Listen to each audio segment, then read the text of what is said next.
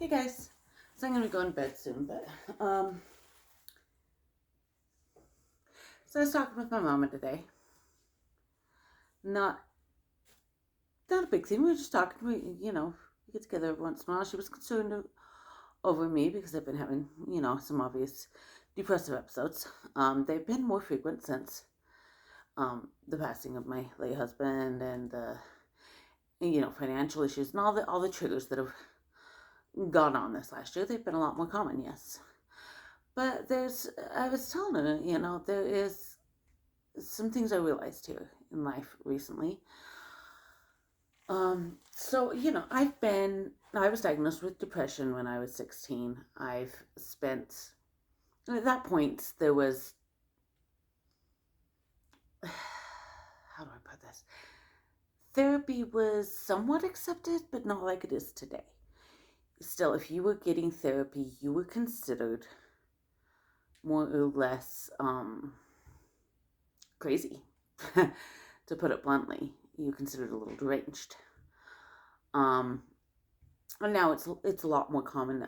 People nowadays will get, even if they're not having an issue at that moment, they will often get therapy because it is good for you. And that's a wonderful thing. But what I have noticed is with the advent of therapy and such being more frequent and even mental disorders being more accepted, we've had this huge surgence of people talking about it. People aren't afraid anymore. I spent most of my life, and still quite often do, putting on a show, pretending that I don't have any issues and that I'm just like what society says I should be. You put that on that show at work, you put that on that show, in public. And I still put that show on at work, I'll admit it, for the most part, until I've been there long enough that they've just have to accept me because I don't care. But I still tend to put on that show at work, but I've always, it's always been a struggle for me, and I've always felt wrong. And I realized lately I see all these videos of people, neurodivergency, hi baby, is a huge thing now. And it seems, in my opinion, that what used to be considered normal was never normal. We all have had our issues, our flaws, and our quirks. I mean, some of the abnormal things I do are actually kind of cute. They're not all bad, And yes, there are still some that are so extreme that they are actually very dangerous to themselves or others. That does happen. And while we all need to improve ourselves, I think it is important for me and for a lot of others to realize that with people learning more about themselves, being willing to say, hey, I've got an issue, or just being willing to say, hey, I want to constantly improve, and I do have flaws, I do have oddities, that we're seeing more and more that's normal, that neurodivergent is normal, as odd as that may seem. And it has been helpful to me because I'll watch these videos of people and I'll see the comment sections and stuff, and I'll see so many of my own behaviors. And while a lot of those behaviors I am working on, some of them, like I said, some of the ones that are actually kind of cute, who gives a crap if they don't hurt anybody? And I actually enjoy them and they help me get through the day. Who cares? I have little patterns that I do and stuff like that. But that just help me. Not normal? Who cares? Maybe not society blessed, but it doesn't hurt anybody. But it is huge to be able to say, okay, I'm not so totally different. Yes, I have some issues, and I'm trying to work on them, and it's been hard lately. But it's really not that different than most people, and that's good. We have a society, at least here in the US, where we all want to be unique. Every one of us want to be unique. And I myself, in my way, want to be unique. But at the same time, we all want to be the same. And it's very confusing for the brain. Because unique people are hated by society and always have been. You look at, the people we celebrate, people like Billy the Kid. Billy the Kid was horrible. We celebrate him because he was unique. He was, but he was hated. Nobody wants to live that way. And so it is this constant back and forth. And it is nice to be able to kind of look at, other people speaking out about their own issues, their own quirks and foibles, and being able to go, okay, I am not so different. I am not so worthy of being hated because of my differences. And at the same time, yes, there are parts of me that are unique. Because not necessarily the individual parts, but as a whole, all those put together, there's nobody quite like me. So there is that uniqueness too. So finally, I'm 41 years old. Finally, those are starting to come together. That does not mean I'm going to always be happy. Just because I'm realizing this does not mean I'm always going to be like, ooh, look at me. I'm unique and I'm different. No. I'm going to have down days. And and they're episodic. It's just how it is with depression. That's how my brain works. A lot of people have their brain work that way. But yeah, I'm going to have episodic moments of really being down, very far down. And that's okay. As long as it doesn't last, as long as I'm fighting it and trying to improve it, that's okay. And I'm also going to have moments like this where I'm okay.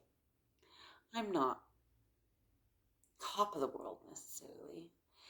And, to a lot of people, it might seem like mania, considering the extreme difference between my lows and what it is now. But this is me.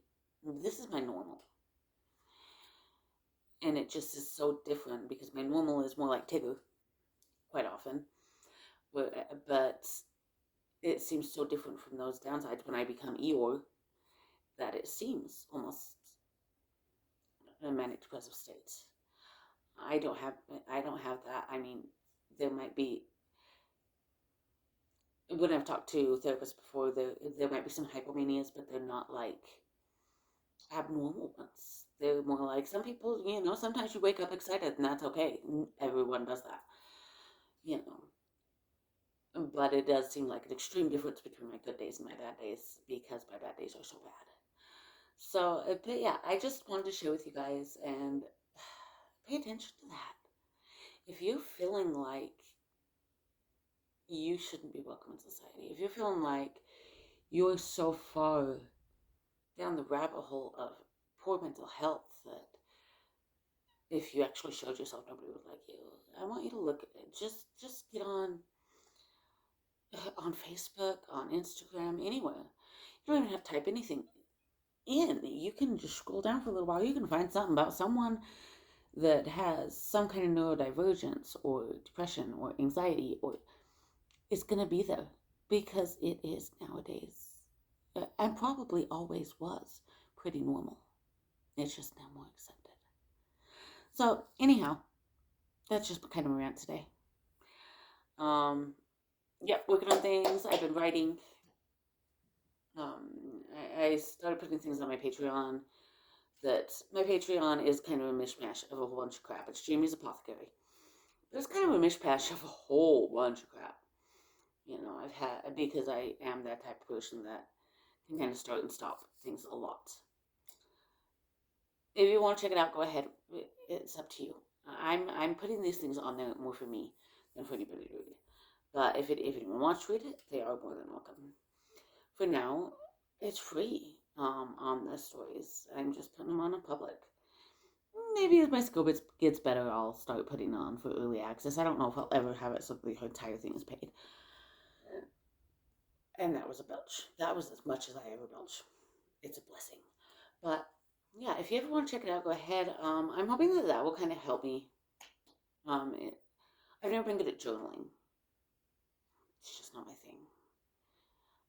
I can actually make myself a hell of a lot worse by journaling my thoughts because I'll start going down that rabbit hole big time. But telling a story, because my brain often, I have a very imaginative personality. My brain is very imaginative, and it jumps from one scenario to another, and a lot of them are fantastical. I usually have a story going on here, some music playing here. Just put it back up so you can see both hands. Music playing here, a memory of something that's really bothering me here, what I have to do here.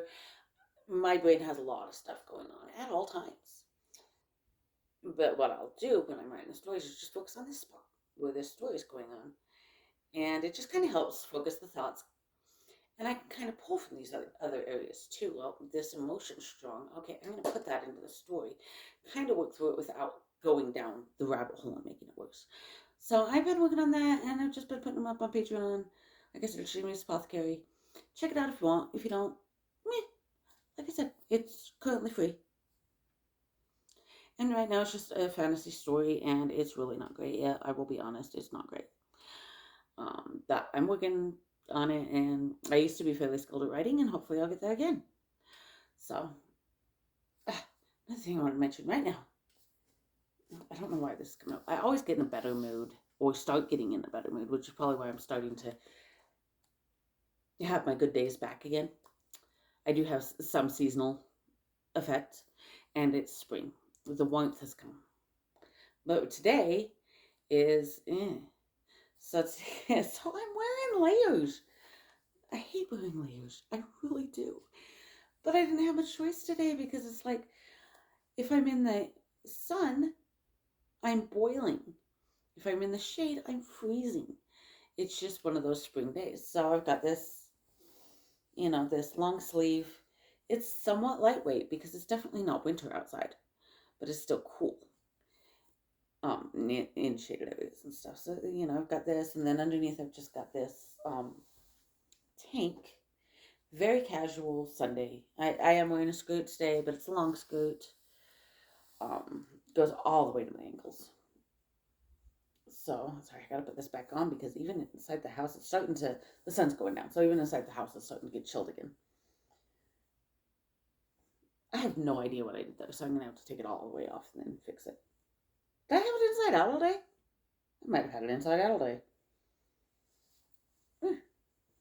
Doesn't really matter. It doesn't look that different. But anyhow, so yeah, I put on a long skirt. I still shaved my legs. I hadn't shaved my legs for a little bit, and it was obvious. And I didn't want the world looking at me like Sasquatch, even though it went down to my ankles. Still getting into my SUV and whatnot. I didn't want to scare everybody. Scared me. Ever since getting the shower instead of having a tub, I shave a lot less on my legs because it's harder in the shower. And I tend to like those types of razor heads that have the gel. I know a lot of people don't like those. I've always liked them. I have very sensitive skin.